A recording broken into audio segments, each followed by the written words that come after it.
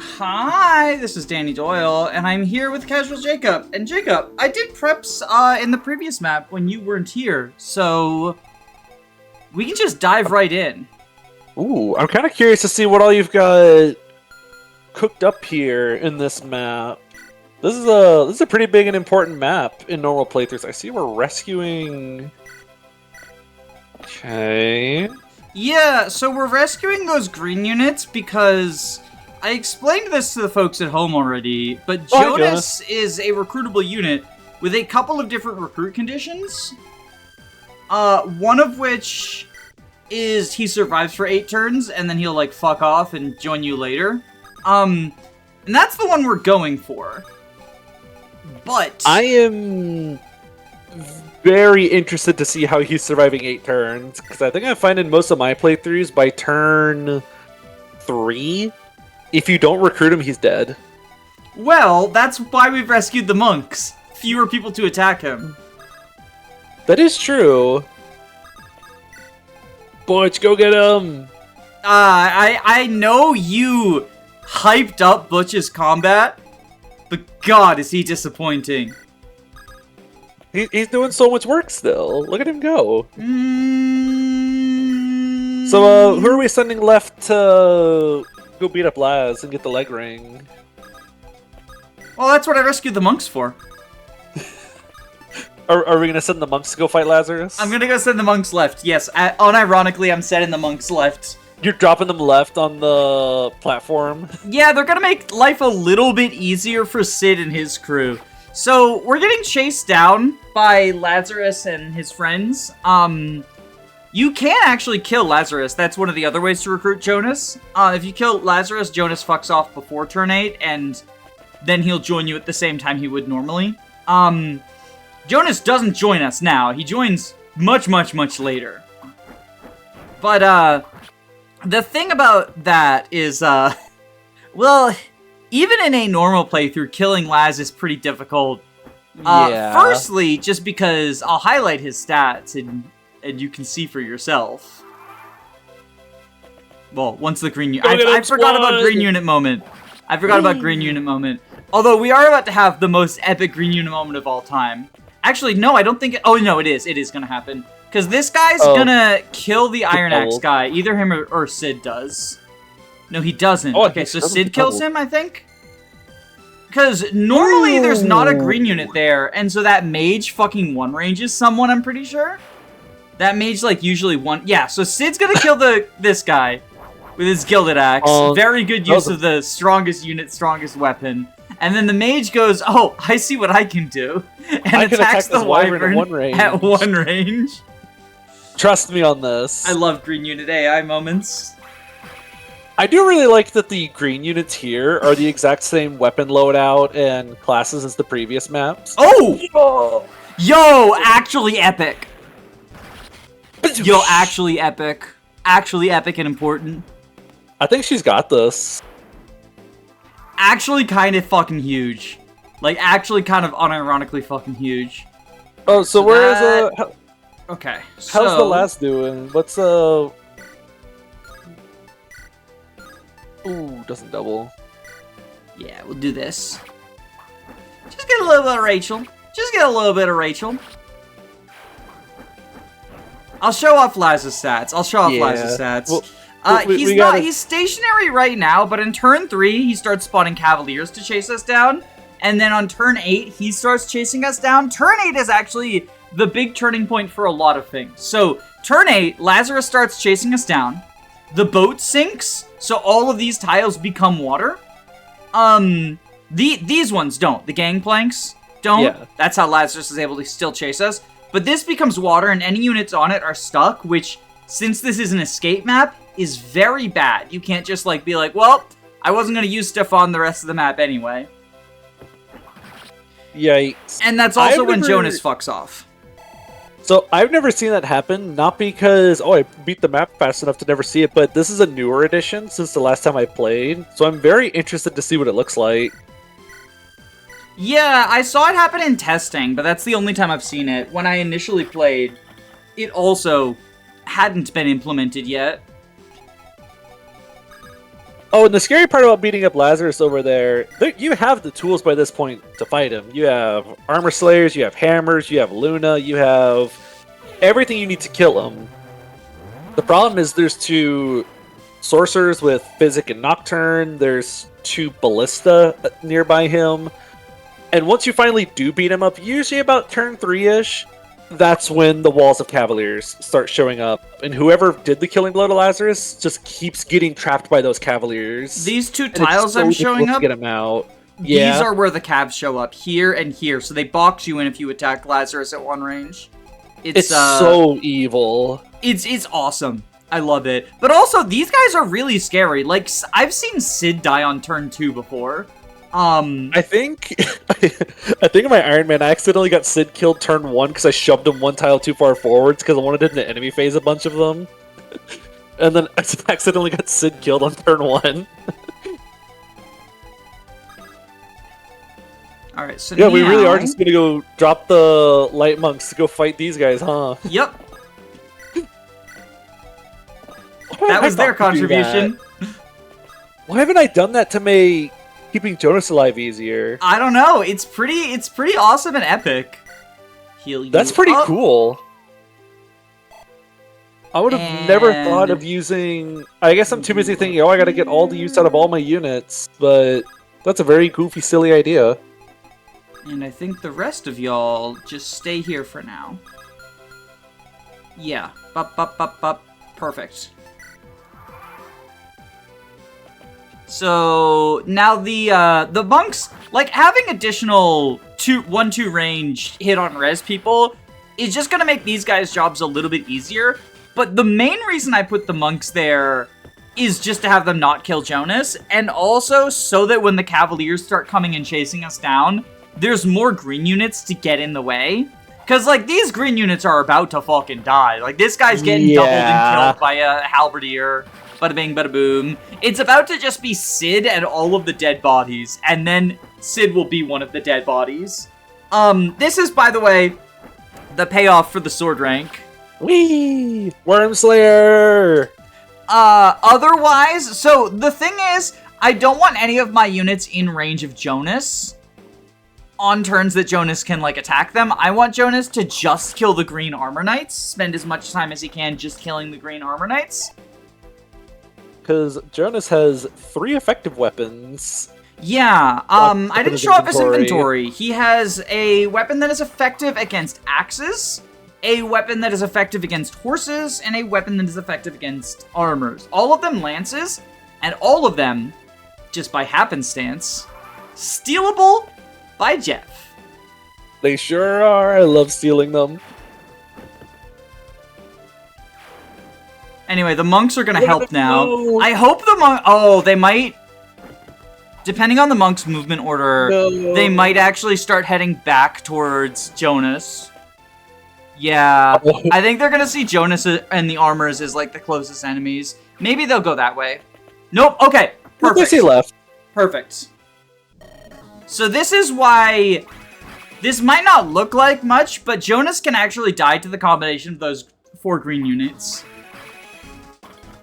Especially because they're all gonna have multiple turns. Don't worry about that right there. They're all gonna have multiple turns to get him. Chip away at him. So now I do want to kill this armor knight as well, like as quickly as possible, because we want to be able to punch through this group here. So I think we thunder here. That top group of the 2 archers and 2 dark mages, I find incredibly difficult to deal with. It's really mean, but I think the meanest thing about that top group, so there's multiple things that are mean about it. One is the overlapping ranges between 2 pretty strong magical enemies and 2 pretty strong physical enemies that deal effective damage to your flyer.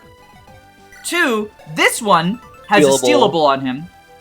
And 3, they all end right with one range. If you want to use, like, hammer or something to kill the armors, it perfectly overlaps. But the 4th, and I think meanest thing about it, is the save point is right after them. And so also these guys. And get the save point. Also these guys. I've found the safest way to get rid of them is to not counter with 2 range, because they'll block each other's paths to you. Mm-hmm. So I'll just kill the armors at 1 range with hammers and armor slayers, and just let the dark mages and archers get pulled, and then fight them at 1 range. You know what? That's actually really smart, and I'm probably going to do that now that you've brought it up. Because I remember stressing about it so hard in previous runs, like, how do I find someone who's capable of dealing with a dark mage and an archer? And then I realized if you don't counter and kill, you don't have to fight both at once. You can just let the one that attacks you first be the problem. A weird case where countering is actually kind of bad for you if you're going to kill. Axbuster! We're using that to kill Laz, right? Well, not on this map, but maybe later. Eventually. So I am planning on taking advantage of a quirk with the AI that I guess I should probably explain. Yeah, so whenever possible, if all other factors are equal, the AI prefers to change weapons instead of attack with the one they had equipped. So that's why, for example, in ROM hacks where they'll be like, this enemy has 5 bolting tomes in their inventory. Well, it'd be 4, because you can only do 4 items. But in ROM hacks where it's like, this enemy has 4 bolting tomes in their inventory, they'll switch which one they use every turn. So they have perfectly, like, all boltings have 5 use, then 4, 5, 5, 5, then 4, 4, 5, 5, then 4, 4, 4, 5, etc., etc. So, I'm going to be taking advantage of that quirk in their AI, because I want to steal the Shatter Spear. But Jonas is going to use the Shatter Spear to kill these 2 green armors. And then what I'm going to do is bait him into attacking Jeff, who does not die to either the Horse Slayer or the Shatter Spear. And he uses the Horse Slayer instead for some reason. That has happened every time I baited with Jeff, even though the Shatter Spear does 1 more damage. I don't know why. But I want the Shatter Spear because I don't have one yet, and I have a Horse Slayer already. Now that you point that out, I do remember in FE7 in the desert, Pent will switch back and forth between his Fire and Thunder every turn. Doesn't matter who he's attacking, what he's doing. He will just, every green unit phase, he will switch which weapon he attacks an enemy with. The AI just really likes switching its weapon type, I guess, if there's no advantage to using one or the other, as far as, like, not getting countered. Well, or getting kills as well. Like, Yeah, they will prioritize getting a kill over, because he's going to use the Shatter Spear 2 turns in a row for the green units. Yeah, because he one-shots with it. Yes.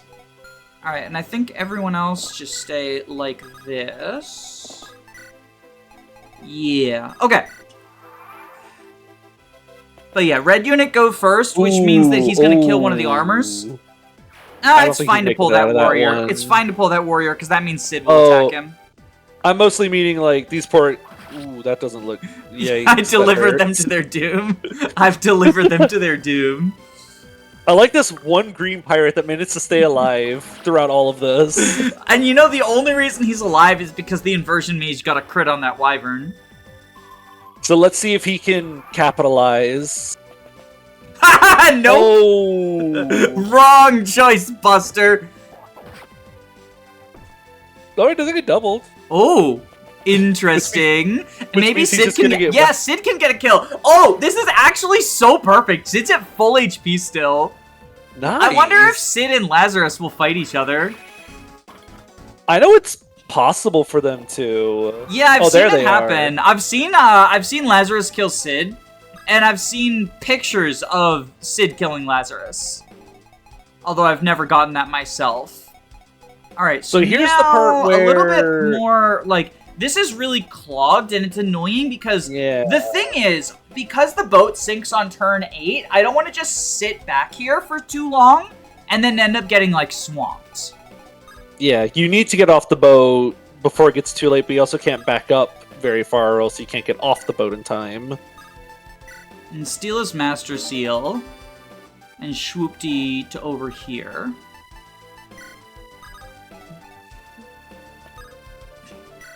I don't know which tile he's going to attack the Armor Knight from. Because as long as I make it so that the only people he can attack are people who won't die. Like, if I put Joseph... Can he... Oh, he can go over this way, so yeah. I can't really push Joseph up. Because I could put Aaron here. I know both Aaron and Jeff survive a round because they have the same bulk threshold, funny enough. That's really weird to think about.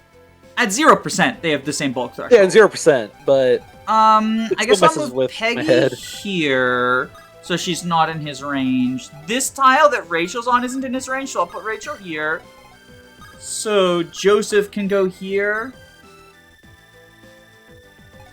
And then everyone pulling back down. Alright, no one is in his range now. We will heal up Joseph. Trust, it's going to be worth it whenever we recruit him. I haven't used it. I've never actually gotten him. Really? Yeah. I don't know. I don't think it's worth the las kill. Like, I don't think... I know you get a leg ring out of it. I just find the las kill annoying. So, I've never, like, gone for it because of that. Especially in Lunatic. Especially in Lunatic, it is not worth going for the las kill, but... Yeah, and Lunatic's the only mode I've played. And because the recruitable unit on this map is red, turning it down to recruit Jonas also means that the recruitable unit doesn't get his Lunatic bonuses. I think? Because he doesn't join with these bases. No. This guy. Oh, this one.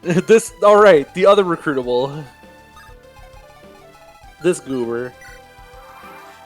Jonas, to my knowledge, does not get Lunatic bonuses as a join unit. I don't think he does. Lunatic bonuses are exclusively to the units who are red when you get them. Yeah. Epic FE6 reference. Yo, it's just like Douglas.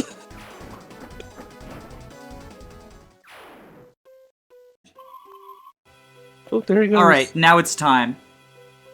Also, come on, Sid. That guy's got 100% hit.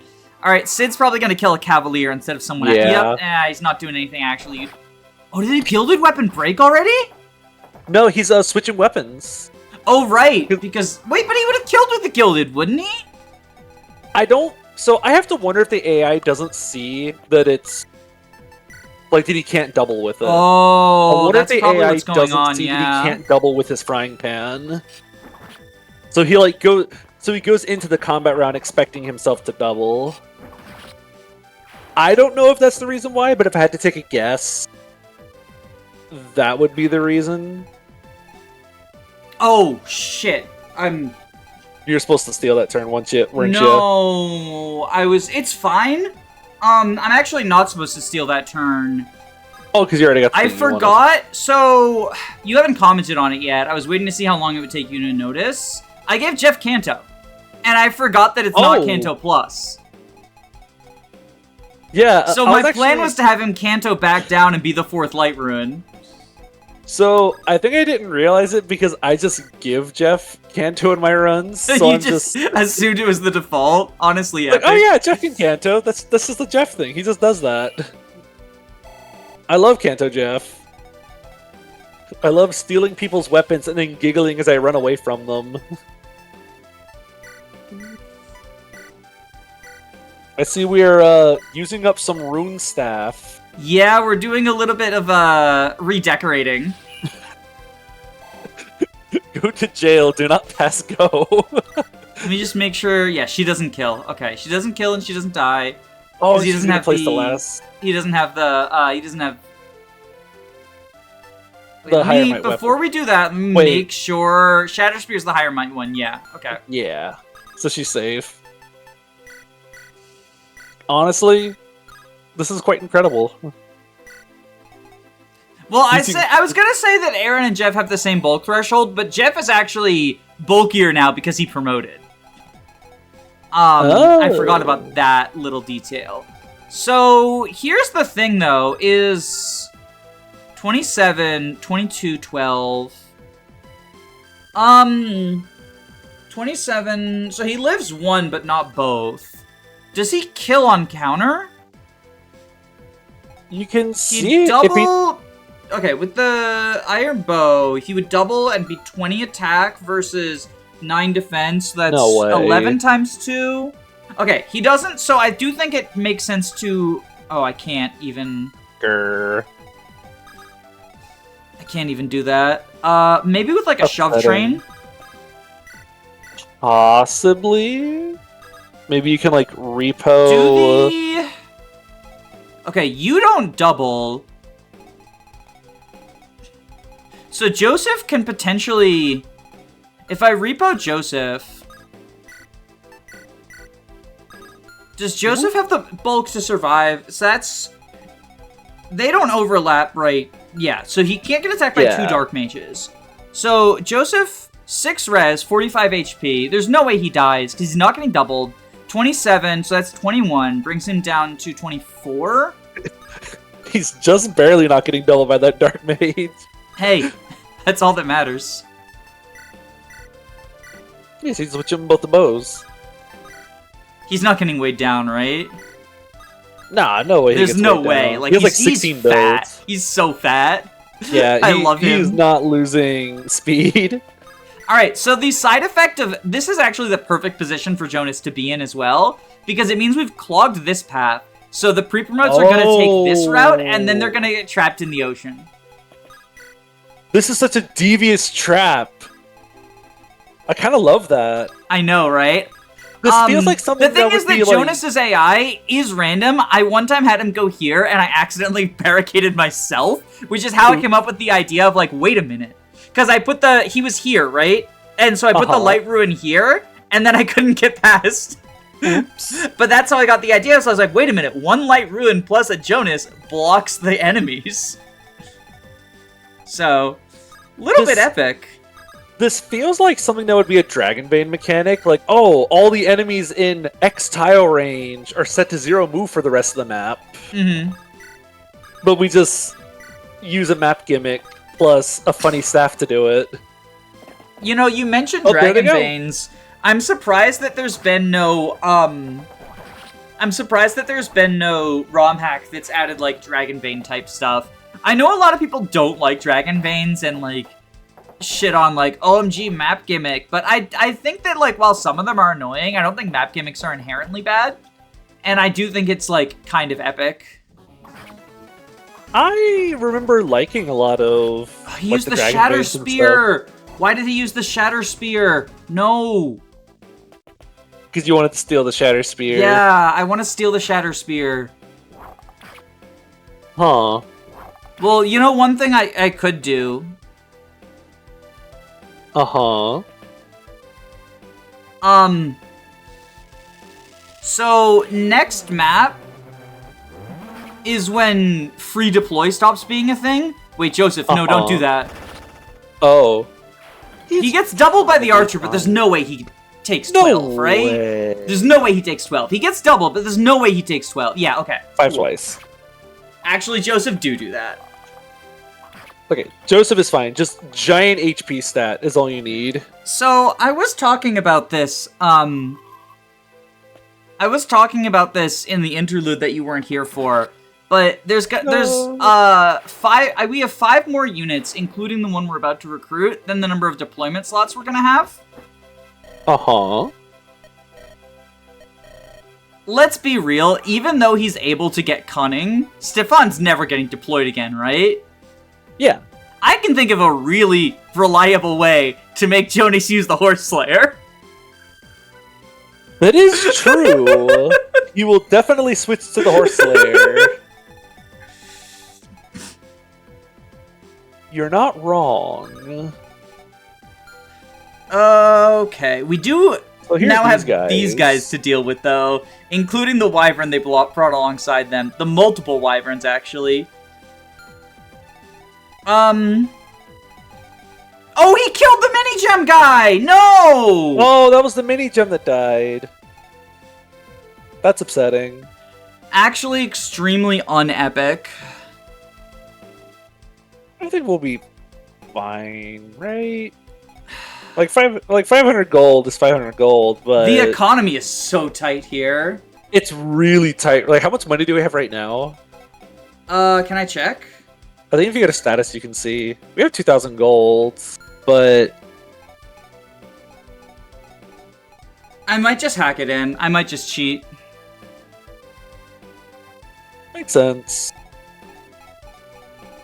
I don't want to replay 6 turns, but I also don't want to miss out on the mini gem. So here's what we're gonna do, gamers.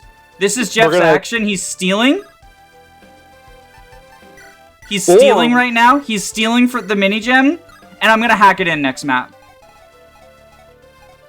Or what if Joseph attacks and gets a mini gem? Yeah, we'll just say it was a despoil. We'll just say it was a despoil.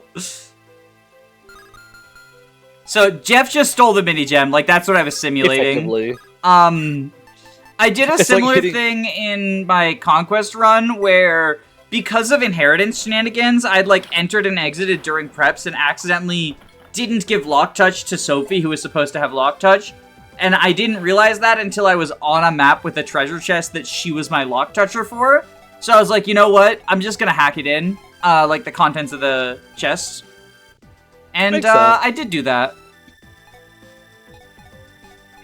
But we're not out of the woods yet. No, we do need to kill you, which I think we do this. Do the Dark Mages double Kenneth? 27. He has 8 res, so he doesn't die, and he doesn't get doubled. Yeah, so we can just do that. And if we, honestly, for the extra accuracy... Oh, it's only 5. I thought it was plus 20 for some reason. Does he get hit from any of his supports? He gets 5 avoid. Hit from Natasia. And hit from Stefan. Oh, well, we can get Stefan in his range. Well, Stefan will be there, alright. Stefan will be there, alright. Okay. I will heal up Joseph.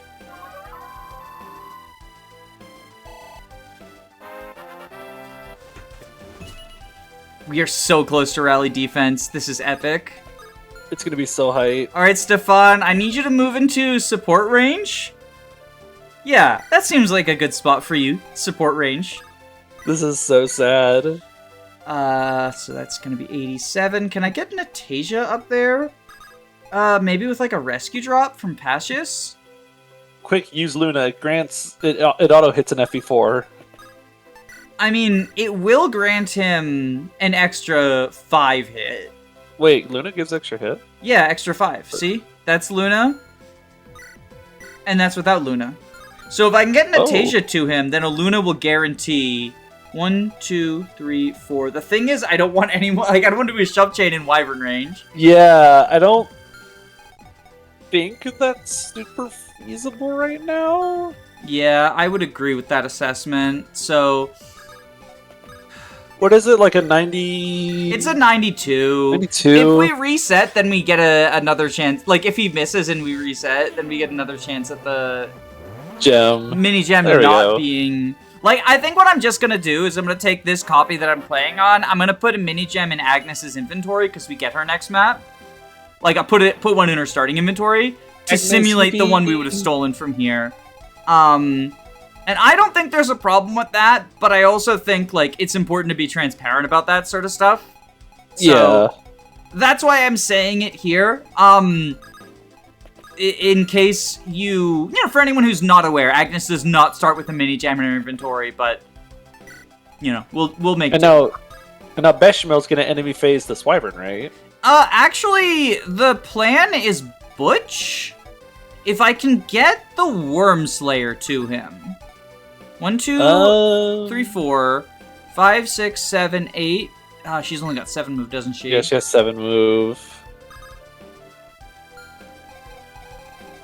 Okay, so Butch can go here.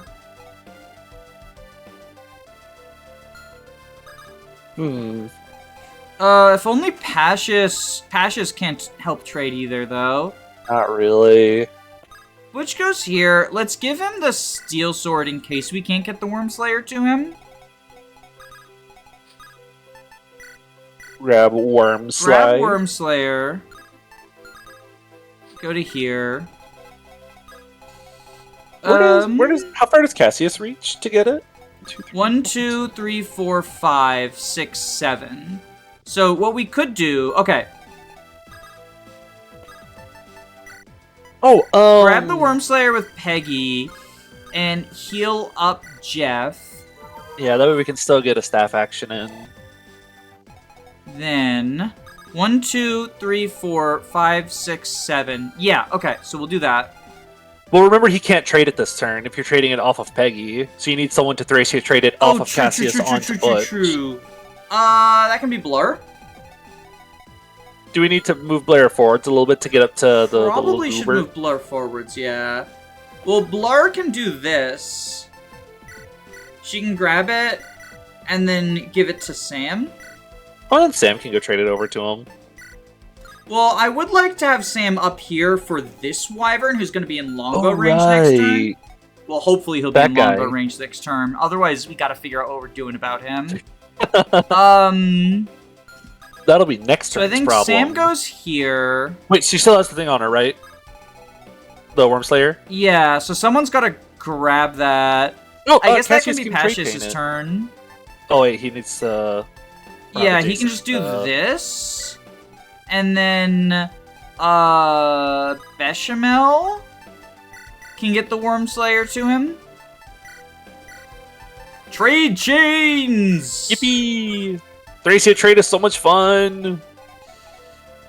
Yeah, I forgot about Thracia trade. So the initial plan was to have Cassius grab it and wait here, and then someone else trade it. But then that wouldn't work anyway. Oh, but it's fine. We got it. We figured it out.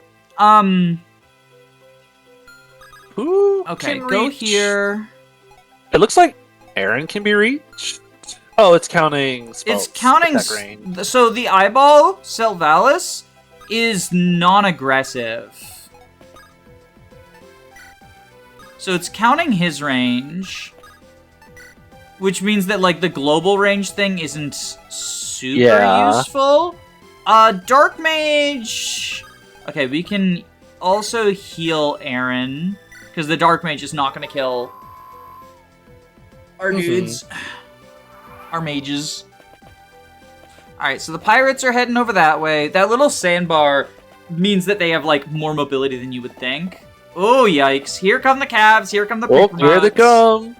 Yeah. No, these calves are catching up with us pretty,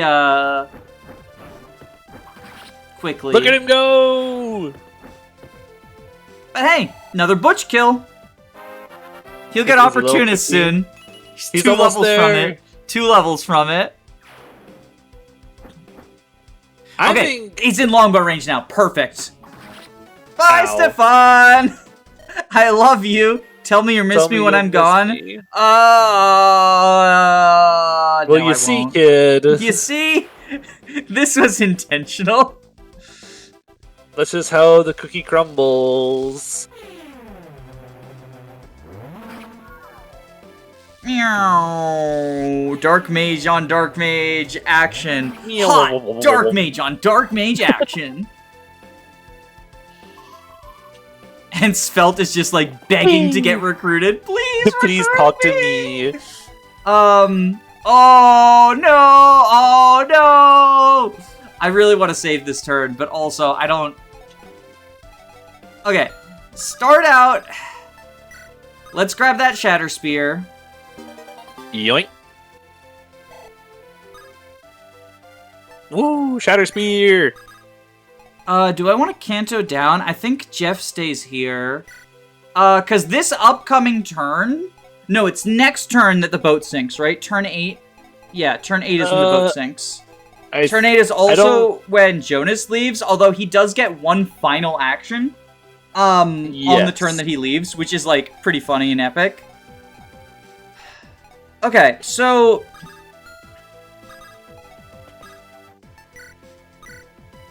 Damage? 18 damage, so can we do 10 to him? I would like to have Joseph fight these 2 wyverns with the Wormslayer. So we're gonna have Butch run it back up. Yeah, he can't make it all the way, but he can make it close enough. He can get it to someone who gets it to Sam. Oh, I should have Yeah, traded it to... I should have moved Butch first. Oh, yeah. You can trade it onto Blair, and then Blair can trade it onto someone as she talks to Spelt. Yeah. Okay, so I'll trade it to Blair. Pass the Wormslayer down. The Wormslayer purchase. So while those hammers were absolutely just like a huge waste of money, the Wormslayer purchase is paying for itself now. Yeah, this has actually been a very worthwhile purchase. Okay, so Blur is gonna go talk to Spelt. Whee! And wait here. So Sam will grab the Wormslayer when she longbows this guy. Nice.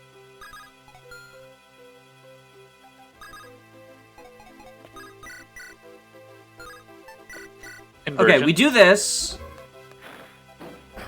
so that Kenneth can get the kill.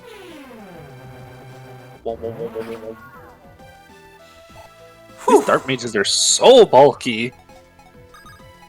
I kind of like it though. I like that dark mages are super bulky. It gives them a like class identity, because one of the things that I really don't like about vanilla Fire Emblem is how so many classes feel like they don't have a class identity beyond just the weapons they use, which in my opinion is sort of the lamest way to do a class identity. Especially as weapons become a lot more alike in a lot of games. In like Radiant Dawn, where you've got each weapon type only has one type of effective weapon, I think it's fine. Like the only armor effective weapon is the hammer, so axes feel more distinct. Okay, cool. This is a kill for Spelt. Whee! He gets his worm slide that he doesn't have back. Right, it's on Blair. Oh, that's right. We have to trade it. I got really worried for a second. I forgot it was on Blair. And then we longbow, and then Spelt can get the kill. And I just realized, in our panic, we haven't really talked about Spelt Valis. Yeah, I was letting you finish up your train of thought of what was happening before bringing up, hey, let's talk about Spelt. Let's talk about Spelt, though. Let's talk about this goober. So it's a little eyeball. It's a Biggle. Biggle. Curious Biggle from a strange land. Extremely affectionate. So this is not a comedy hack. The Retina, the creator's previous hack, was a comedy hack. So just giving you like, yeah, there's a random monster now, fits that tone.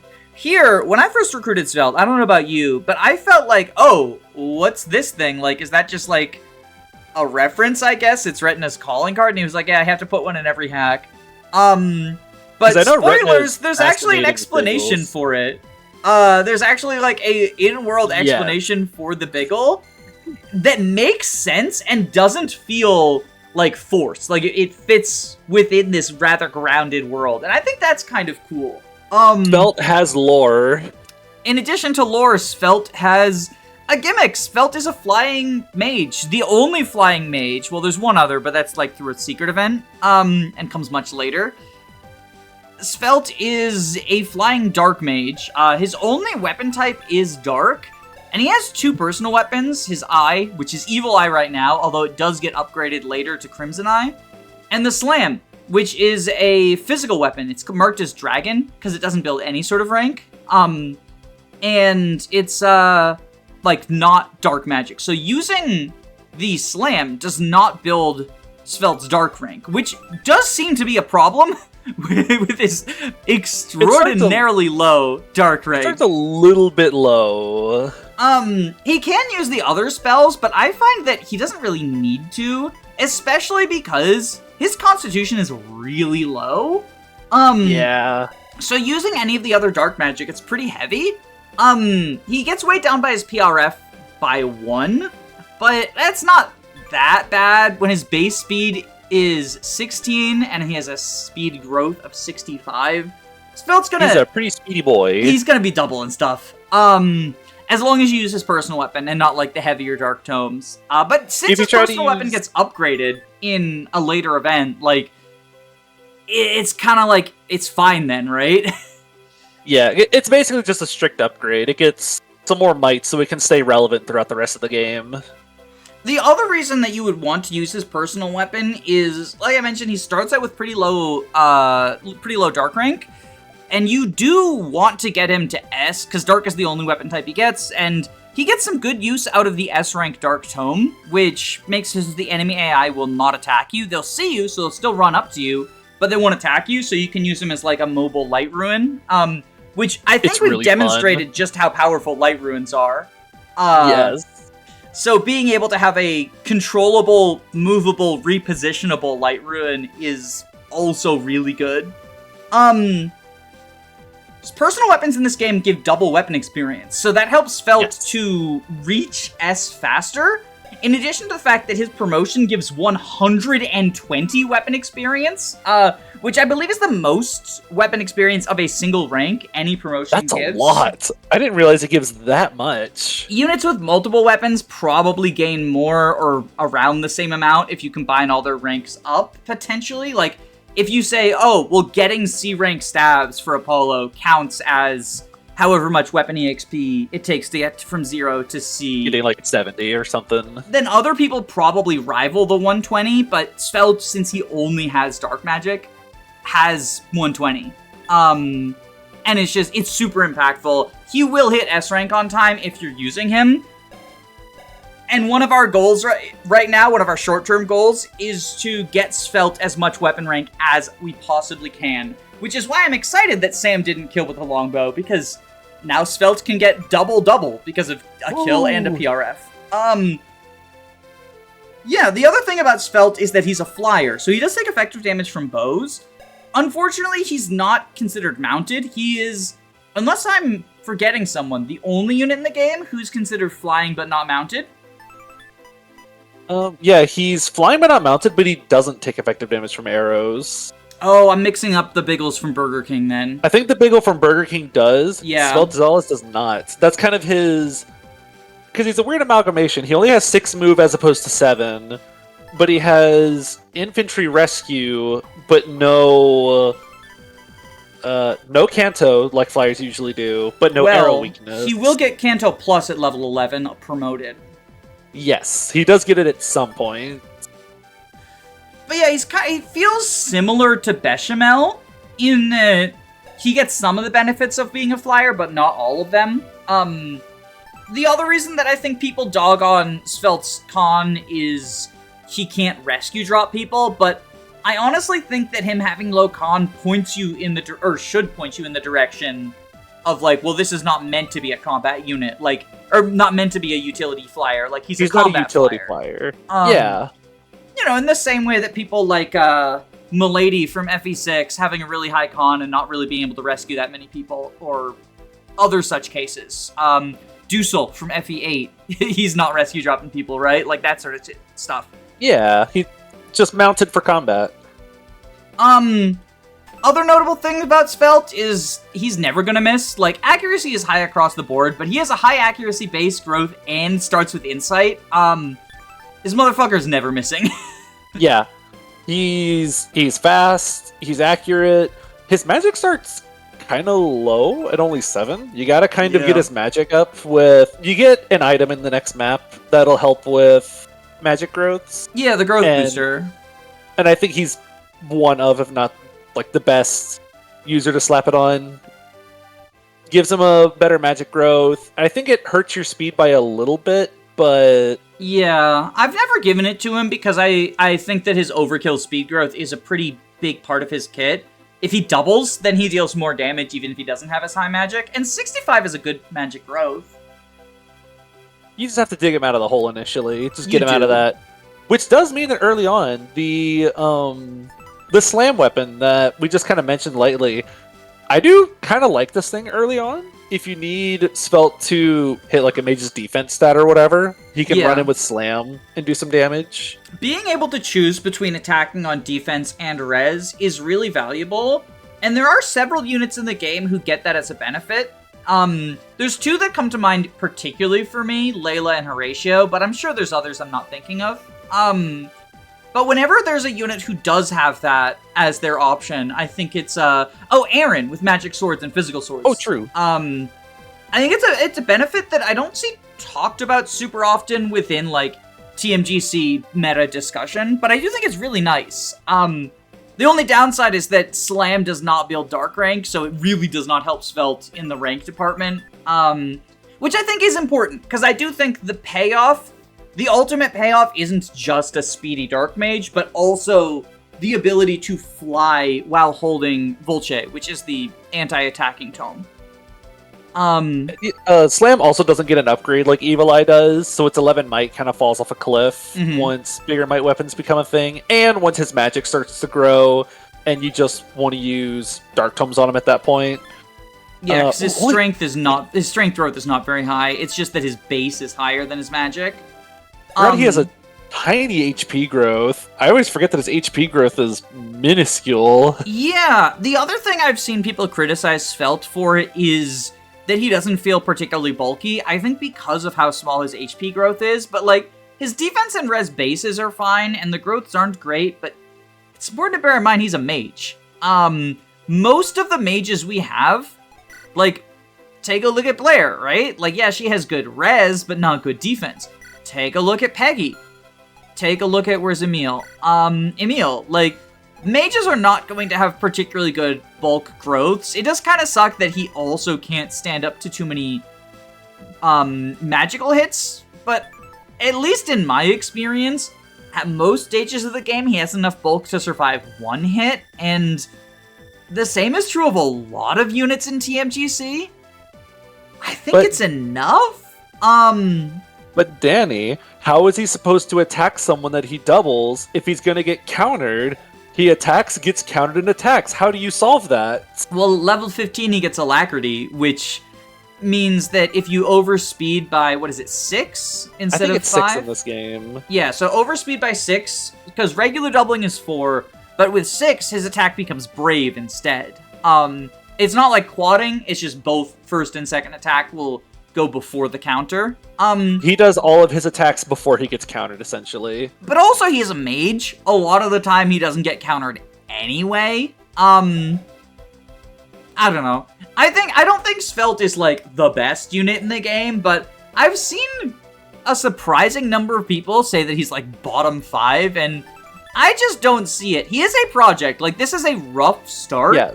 And this playthrough's not going to show him off very much because, well, the plan is to get him to S rank and have him be utility, but he's not going to be a combat god because he does really rely on his growths. But he and another unit who show up are sort of like the next wave of projects.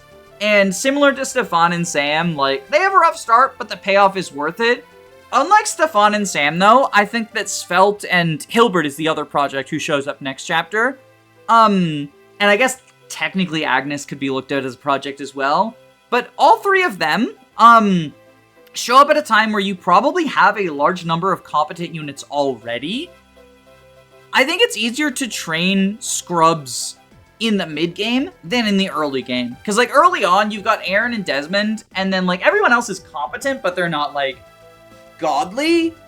Whereas, like, if we actually had growth, so a lot of our units would be... I mean, even Joseph is right now kind of godly, right? Like, I don't know. I think this is a much easier time to be a project than in the early game. I mean, as you saw, Stefan suffered from being an early game project. How did that make sense? So, yeah, that's Valzalis. He's very silly goofy, and I love him. He's one of my favorite units in the game. I used him in my first playthrough. I haven't used him since. I'm probably going to use him on my next one again, just because I want to kiss him on his little eyeball. I've used him in all 3 runs that have made substantial progress. I've used him in all of them. See, I've consciously been avoiding using a lot of the units I used on my first few runs, because I want to use everyone in the cast to an extent. Specifically so that I can, like, make a tier list eventually.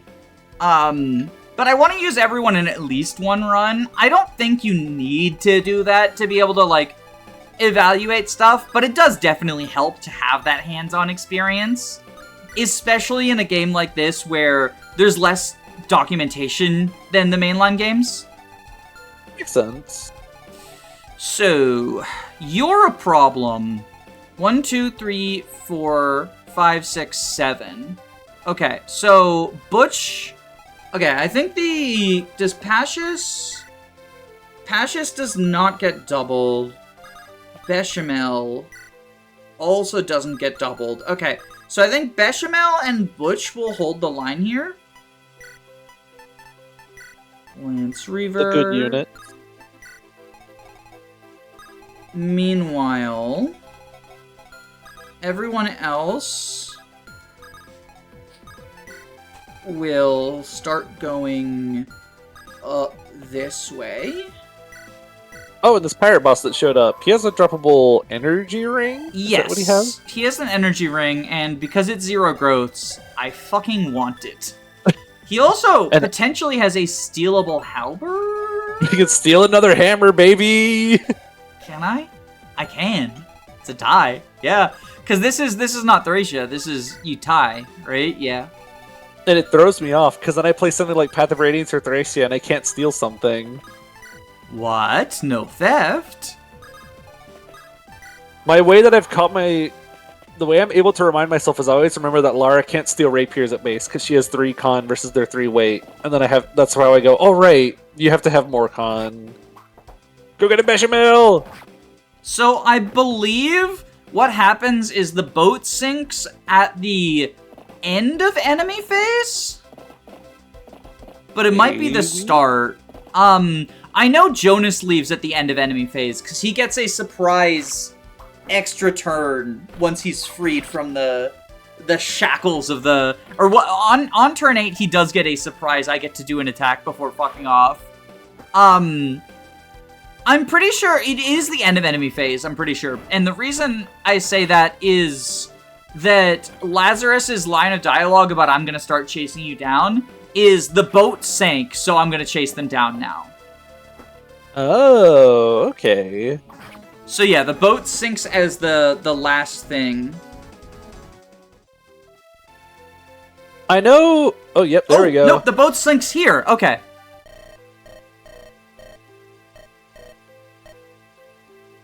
Well, that's a little bit unfortunate because I would have liked the pre-promotes to be on the boat so they couldn't chase me. Yeah, I think they stopped moving once Sid died, though. But we got everything. Well, we got three of the things because we couldn't take the last one. But yeah, we got the Master Seal. I'm pretty sure, right? Yeah, we stole the Master Seal. I'm very certain. Yeah, we took both Master Seals. We definitely stole a mini gem. Like I said, I'm just gonna put it on Agnes. Point and laugh at these guys. The horses are drowning.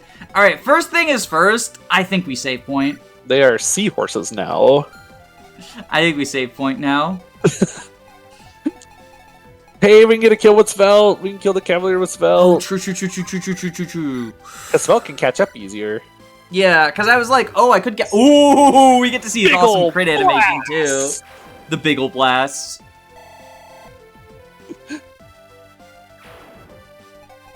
Okay. I find it almost fascinating, though... What's the word for it? I just used the word fascinating, so don't use it again. But the fascination that Retina has for Biggles, in particular, out of all monster enemies throughout the series, the floating eyeball guy, that's my favorite one. 16. Oh, I also like the tackle weapon. Res, right? Yeah, we have no way to bolster speed, do we? That comes with Zeke. No.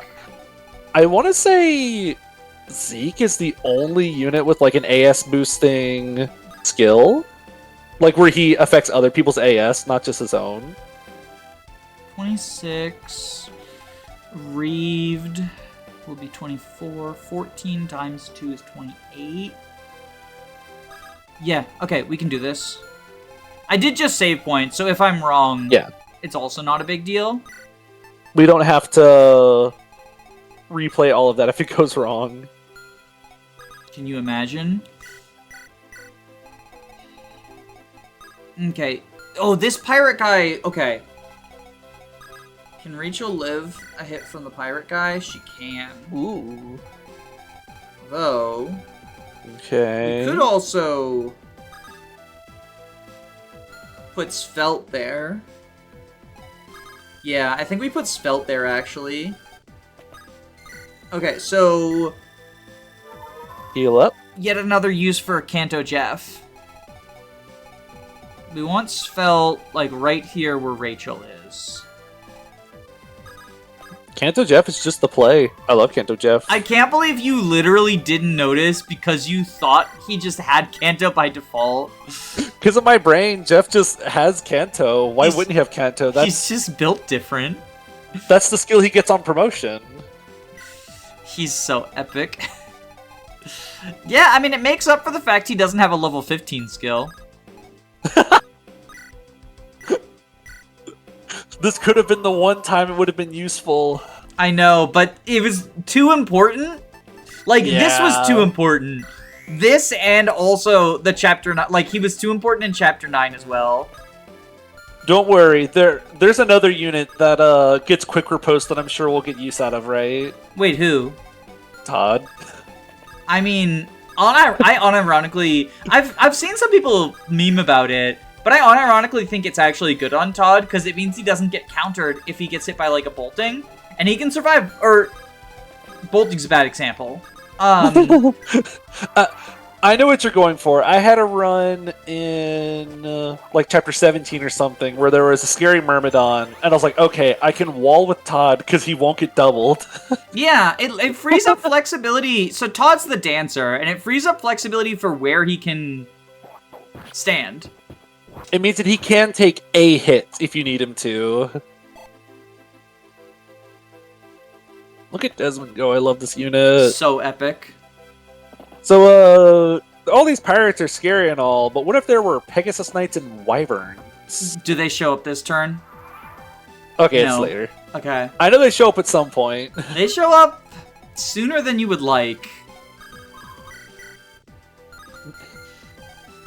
Hey, pirate, nice water walking. What if there was a cliff in the way? Well, but they can walk onto this, though. Yeah, they can walk onto, like, the planks. Okay. Sure shot? How much damage do we need again? Also, do you have, like... You can also reach, right? I don't think they have any hand axes if you wanted to back up. Yeah, I'm trying to see, because I would like to kill this guy now. Okay, we need 11 damage, so we can do it with a steel bow. Yeah. Kind of awesome to see that she still has 100% hit with a steel weapon at base level. Sam is simply extremely accurate. That is her biggest trait. She is very accurate. Does Spelt survive if I shove him down a tile? Is he going to be able to survive the only pirate that can reach him from there? Or do both of them? They both will, yeah. Yeah, he can get reached by 2, no matter where you shove him.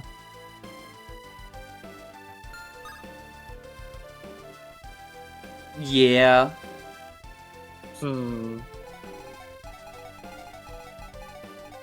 I think that energy ring is going to be a little scary to get. 26, 35. Jesus, I forgot Gregorius is just like that. He's a little bit strong. But, okay, this is the only pirate who can reach this square. So we can have Butch fight someone. I am conscious of the fact that Cavs are coming up for us as well. Yeah. Don't you worry.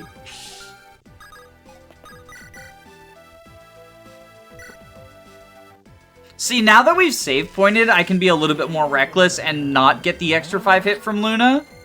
Yeah. Nice. Kenneth. It's not as big of a deal if things suddenly go south.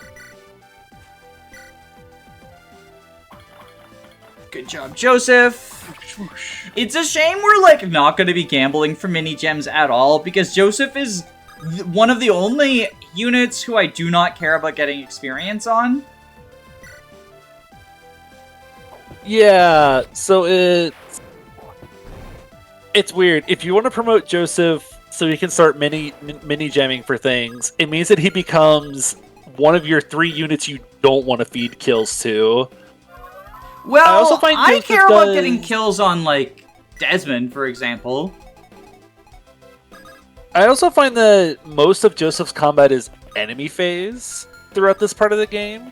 So he absorbs a bunch of hits, and then all the Scrunglies run in and finish them off. And then he runs up to the next squad and baits them all out. So he's not doing not doing very much player phase action. He's just eating hits on enemy phase, which is nice. I love that. I love that he's someone who can actually take a hit. But no mini gem. No mini gem?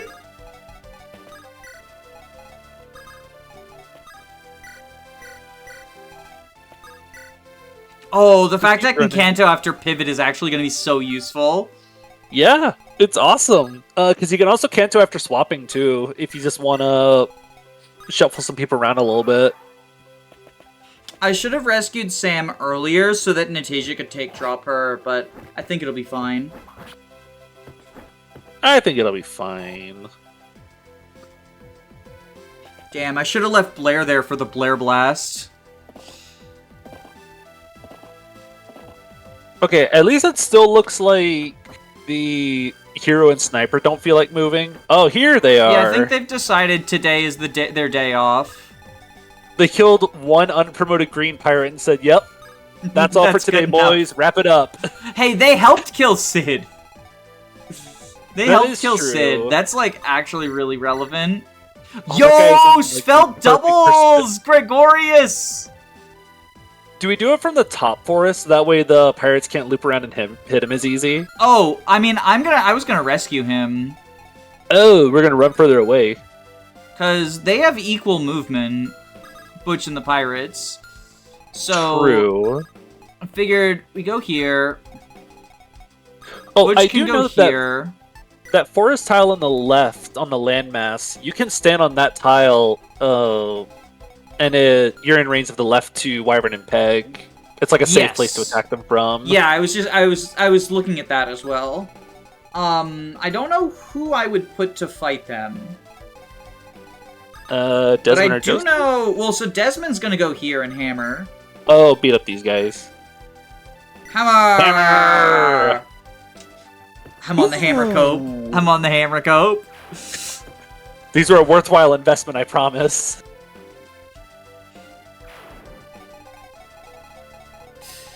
And you definitely don't live both of them, Kenneth. Yeah, he gets doubled by both of them, actually. I could put Joseph there, but I'm not super high on his odds of living either. Emil doesn't. Like, fighting both of them, I think that's just a Joseph job. I think that's a Joseph job.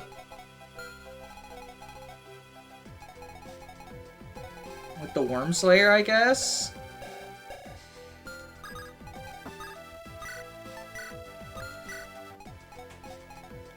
Get more use out of our Worm Slayer. Yeah, and then...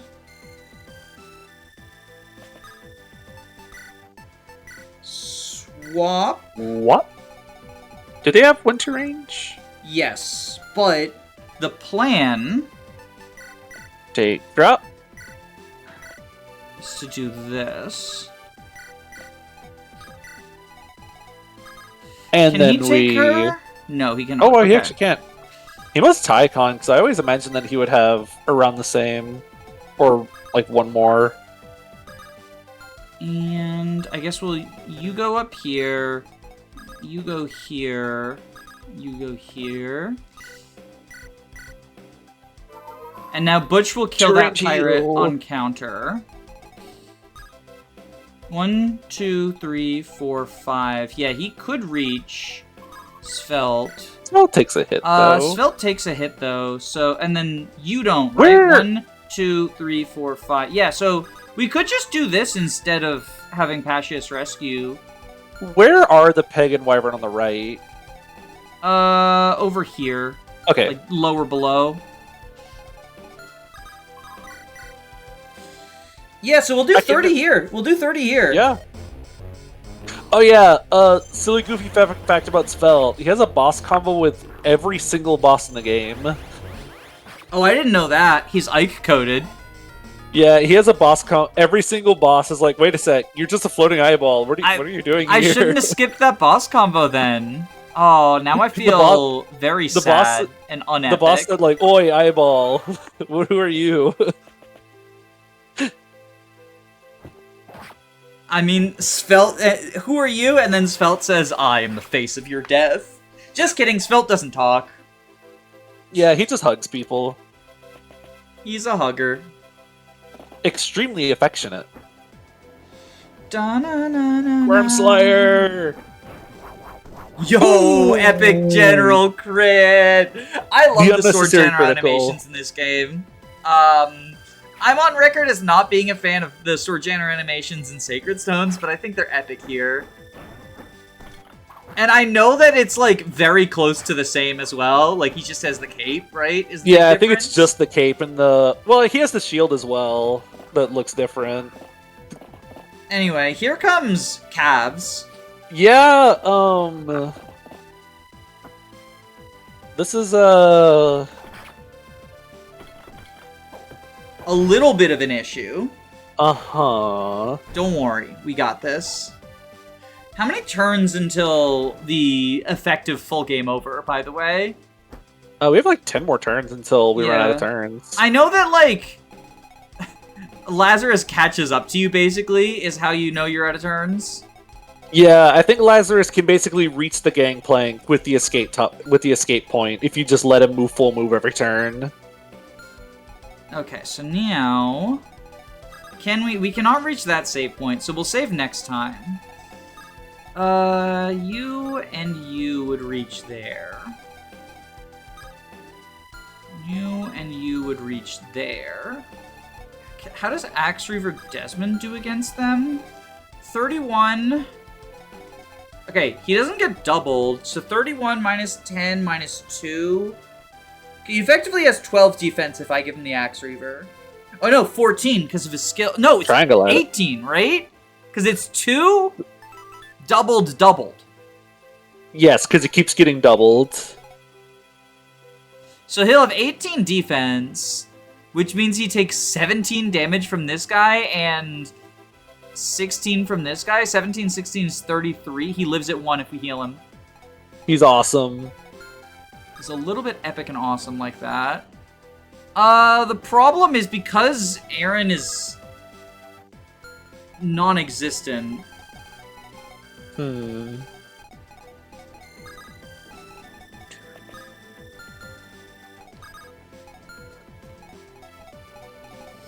Well, we can definitely take drop with Jeff. Yes.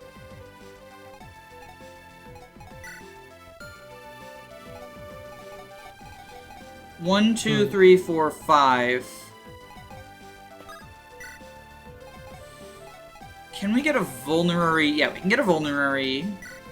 You can take a sip. And if he goes here, does sipping does max him out. Yeah, so if he goes here, we can try to steal another vulnerary to make up for the one in chapter 1. To make up for the one in chapter 1. Oh, Jacob, you know we'll never make up for the one in chapter 1. Never can.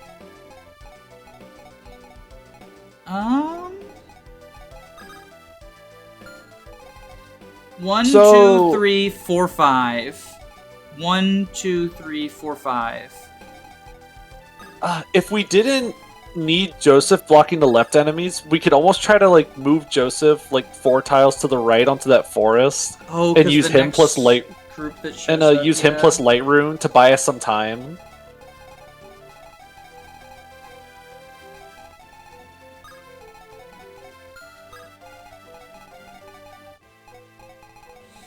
I mean, how does Sam do against the peg? Yeah. She one-shots the peg. We don't need Joseph to block these guys. Sam can, like, one-shot the peg. Because we have one more use of light rune, right? Yeah. The problem is he gets hammered, though. Oh, true. Is there any... I mean, this is the next 2 tile we have access to. I think we just back up, like everyone starts running. So what if Velt kills Hammer, Cassius rescues him, and then someone yoinks Cassius away? I would like to steal that halberd. I'm greedy. Oh my gosh, Danny. What's the yoink range? 5 on a meal. No, 4 I was looking to otherwise. see, like... Oh. I know that it's 5. I was looking to see, like, what tiles. Specifically. Where could you pull from? I think I have to kill this guy next turn with Spelt. So I'll have Spelt kill this one, and then he can get Rachel'd out of there. Okay. Wow, wow, wow, wow, wow, wow, wow, wow. The Spelt training arc, normally I consider Chapter 11, because that's, like, a pretty easy training map. I consider that to be the Spelt training arc. He's going crazy. But he's here. going wild here.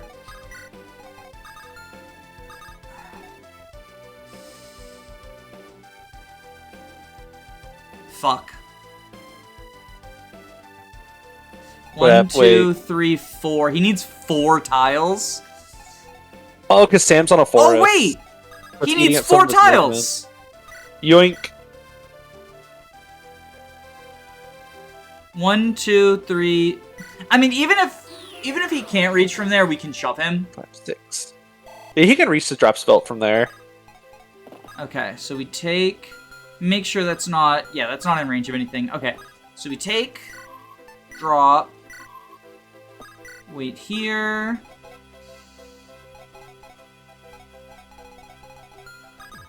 Sam, Iron Bow's this one. Can Butch just be left in range of... Well, does he live a hit from Gregorius plus 1 pirate? Oh, you can't, because the other pirates... Yeah, but he can be in range of this one pirate. If he goes here. Is he in range of a Cav too? Oh, yes he is. The Cavs are starting to overlap. Yeah, it's a problem. Joseph can probably take both of them. That is true.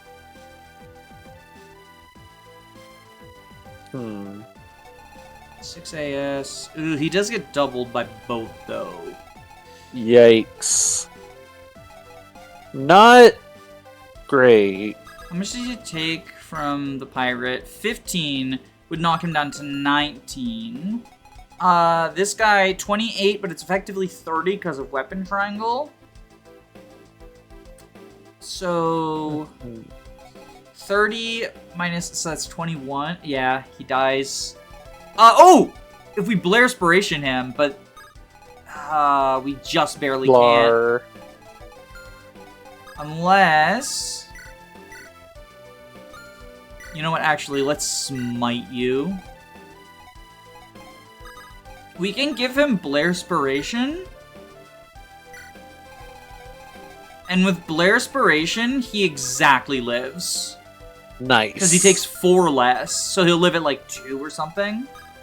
Equip Zanbato to kill the Cavalier, potentially? Yeah, I think that's... Just one less enemy hunting us down? Actually, depending on movement order, he might not even get attacked by the Cav. Because the pirate will True. block. Do you remember if the pirate's been moving before? I don't. I'm just gonna give him the steel sword.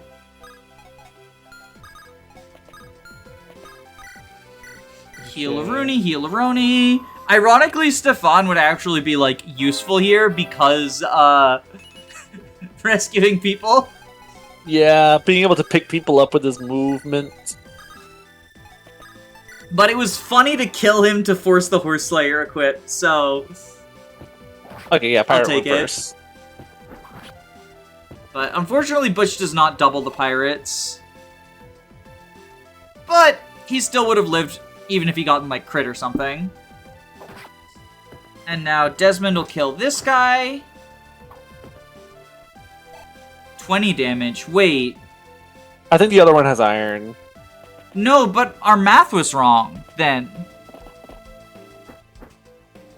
It doesn't get doubled in the same way I thought it did, does it? I thought it just kept doubling every time.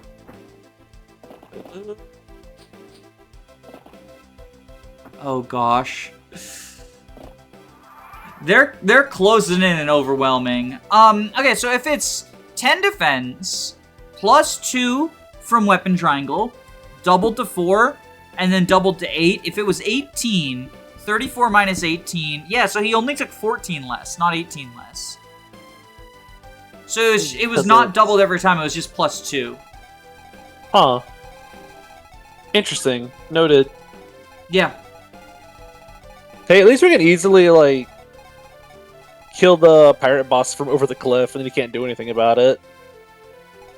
We can. Can if EXP? Ooh. Ooh. Yeah, Nas doesn't have that much extra might. Do it with Spelt. No Halberd, but that's fine. This also might be Sam's last hurrah. I don't think we're in a position to be getting greedy with the halberd. No, we're not. I think this is going to be Sam's last hurrah. I think Sam is going to get rid of a wyvern for us. And then it's 07. No, the discipline contribution thing. The discipline contributed, though. That's why she could use the longbow and shining bow when she could. But we're losing out on resources we gave someone. Blah, blah, blah, blah. We're not losing your inventory, if anyone's worried about that. No, yeah, this game does. Your inventory gets warped to convoy whenever you die. Which is such a nice feature. It's so epic and awesome. Oh, he's already not doubling. I mean, I didn't think Emil was doubling higher level enemies already. Yeah. He's not super fast. He's pretty Special slow. Double. He's pretty slow. Look at this good unit. Okay. So yeah, I think we have Spelt, Evil Eye here. There'll be no escape for you. Okay. You sure about that, Gregorius? Energy ring get. Damn ya. I was gonna be the new king. So he's just like an opportunist. He saw that his main rival to the pirate throne was under attack, and he was like, yeah, I'll take that.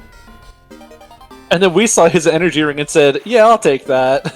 Anyway, just a demonstration of just how much the PRF doubling, like, is impactful. Yeah. Already up to C rank. Which means now we can Mustang. Alright, now I think we do this. No, Sam. Hey. The 2 project units carried themselves longer than expected. But somebody's got to get undeployed. Not like this.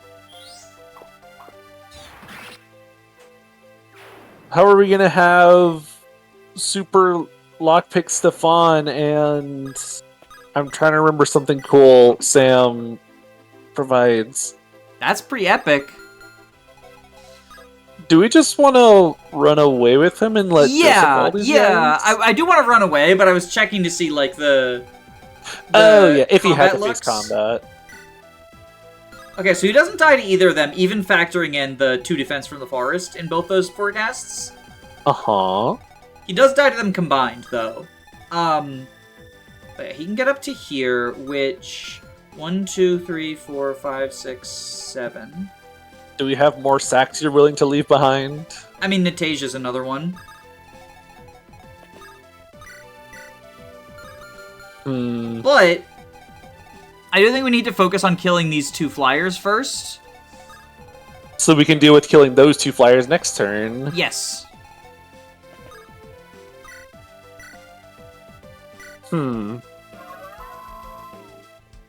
So Jeff can kill one of them very easily. Either by... Oh, he doubles both of them. Yeah. He's awesome. And the pirate's gonna go... Yeah, pirate's gonna go for that. Jeff can... I think we have Jeff kill the peg because we can attack the wyvern from 1 range. Yeah, okay, here's what we do. Yeah. Oh, they both reach that square, don't they, though? Yeah, so we need to... Jeff kills like this. I love these bow animations. It's so like, it feels like he's just casually pulling it out. And like, it feels like the sort of thing Han Solo would do if he was a Fire Emblem unit. Quick draw.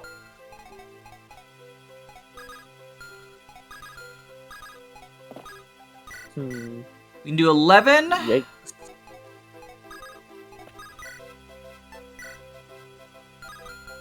Okay.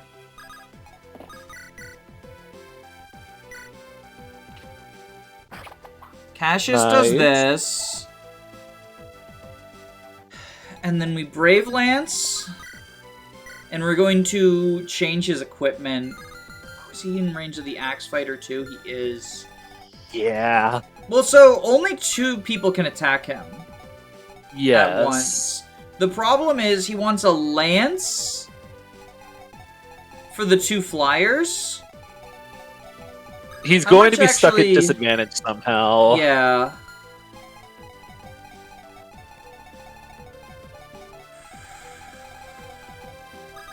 We definitely want to kill this guy with the Brave Lance. Like, we know we're starting with that. But then we're also trading it off of him so that both he doesn't get doubled and he also doesn't waste the Brave Lance and suffer from success. I think we're going to want some more Brave Lance later. Okay, so he's going to be at disadvantage at some point. And I Did you see the movement order? Whether the flyers move before or after the axe guy? So I feel like the flyers and cabs have been moving last. Like all the enemies catching up to you have been moving later, and I wonder if it has to do with them being reinforcements. Like the reinforcements are moving later than the rest. Okay, so we'll give him the Axe Reaver then. Isn't that a sword peg? Yes. Oh no, wait. But he's going to be at disadvantage. This is the full triangle. Oh yeah. So we know that the axe guy will attack him, and then the wyvern might go before the sword peg. He's neutral to the wyvern no matter what, but a lance is always going to be negative to the axe. The pirate. So that's my logic. Okay. I immediately forgot that I said that the fighter was probably going to move first. Emil, heal, Spelt. Whee. We are gonna sacrifice Natasha probably, but like not this turn. We might need her one more turn. Okay, so these are Lance Cav, Sword Cav, Axe Cav. So we put the Lance Reaver. One of each. Start with the Lance Reaver. Heal you up. Clear Inspiration. Oh wait, is she in... She's in peg range. Ooh. Kenneth to the rescue. Ooh, he's in peg range too. He should live 1 though, right? Apollo AS of 15. should be fine. I remember how Apollo did against the pegs on this map in my first playthrough, where I calced it out. He lived, and they were body blocking, but then he got a crit. No. Bye, Sam. This is tragic. It is. Oh, right. Does he get doubled? No way.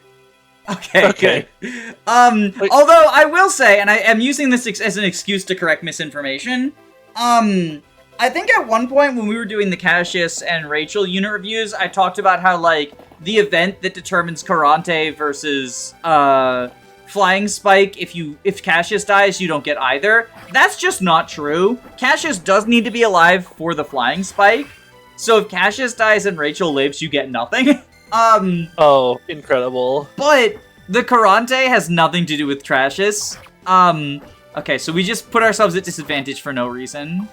Please don't get doubled by the pegs. Please don't get doubled by the peg. I'm gonna be so sad. I didn't think about the fighter going first and going for Cassius instead. I also didn't think about that. Okay, it's a steel sword peg. There's no way he's doubled. Yeah. No! Nope. That's tragic. We'll be right back.